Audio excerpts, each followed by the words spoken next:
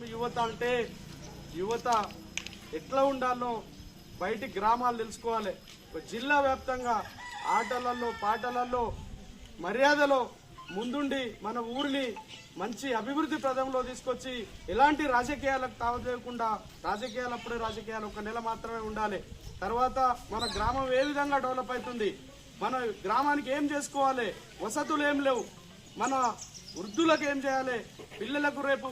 పాఠశాలలలో ఎలాంటి వసతులు ఉండాలి, మనం కూడా సరిగా ఆ రోజులలో ఉండి లేక ఏం చదువుకున్నామో చదువుకోలేదో ఇప్పుడు ప్రతి ఒక్కరిని చూస్తూ ఉంటే ఆ కాలనీకి పోతే 10వ తరగతి కంటే ఎక్కువ ఎవరు చదువుకోలేదు. ఇలా రిజర్వేషన్లు అయితేంది, మహనీయులు కల్పించినటువంటి డాక్టర్ బిఆర్ అంబేద్కర్ కల్పించినటువంటి ఆశయాలను కానీ వారు కల్పించినటువంటి అవకాశాలను కానీ ఏమాత్రం మనం పుణికిపుచ్చుకోలేకుండా ఉన్నాం. వాళ్ళందరికీ మనం ఈ వివేకానందుల వారు అయితేంది, భగత్ సింగ్ గారు అయితేంది, అంబేద్కర్ గారు